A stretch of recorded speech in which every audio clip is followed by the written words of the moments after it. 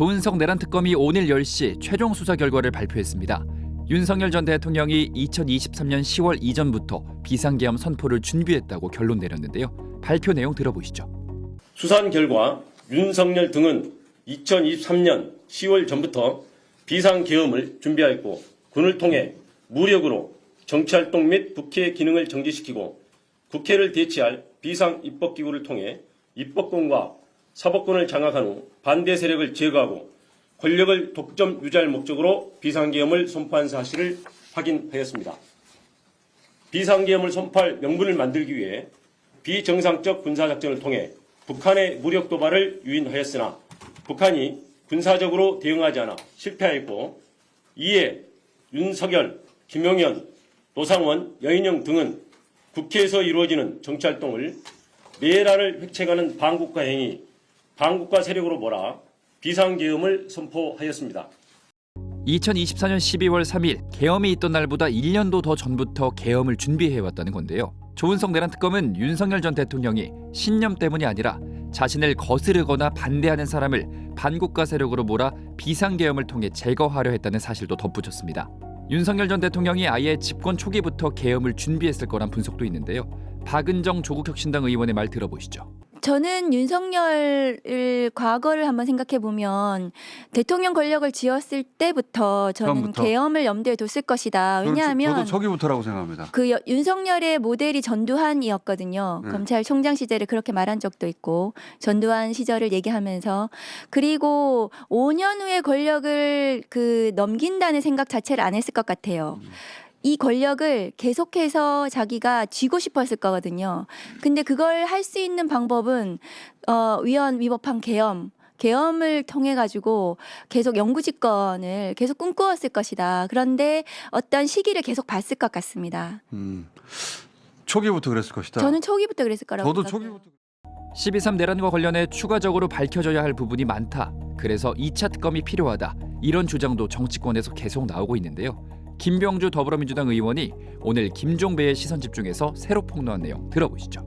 방첩사가 조직적으로 인사 모든 면까지 개입을 해서 계엄사령부 계엄을 하기 위한 인사 이런 것들을 했다라고. 군 인사? 네네.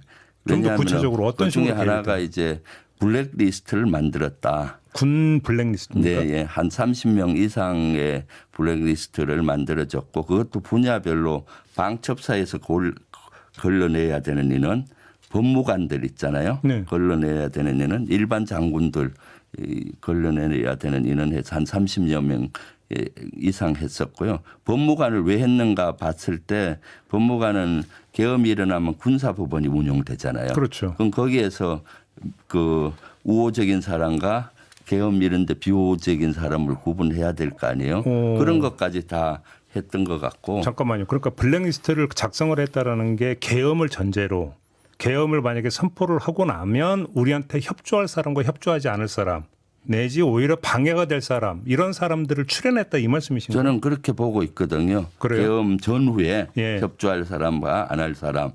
여인영 전 방첩사령관 주도로 만든 이 블랙리스트에 따른 계엄 전 인사가 90%는 반영이 됐고 이런 인사를 통해 계엄을 준비해왔다고 김병주 의원은 덧붙였습니다. 한동훈 당시 국민의힘 대표의 행적도 다시 들여다봐야 한다는 주장도 나왔는데요. 김병주 의원의 말 계속 들어보시죠. 한동훈은 비상계엄 이후에 나중에 한덕수하고 또 뭐 공동 해서 담화 공동 담화 발표하고, 발표하고 있잖아요. 비상계엄 이후에 정치적인 권력 공백이 날 때 본인이 거기에서 권력 행사를 하려고 하지 않았나 싶어요. 사실은. 그러다가 좌절되니까 또 말 바꾸게 하면서 마치 자기가 정의의 사도처럼 지금 행사하고 있는데 사실은 한동훈도 직간접적으로는 저는 관련이 있지 않나 하고 생각이 들죠. 당정대회에서 반대를 했어야 될 거 아닙니까? 만약에 자신이 그런 소신이 있으면 거기에서는 책임 전가하고 이런 데 무슨 얘기를 했는지 모르지만은 네네네. 관련이 있다고 보여지는 거죠. 12.3 내란의 진상규명, 2차 특검 출범 여부를 지켜봐야겠지만 이제 공은 일단 법원으로 넘어갔는데요. 현재 재판 결과가 계획대로 진행된다면 윤석열 전 대통령에 대한 1심 선고는 내년 2월쯤 나올 것으로 전망됩니다. 이상 MSPD였습니다.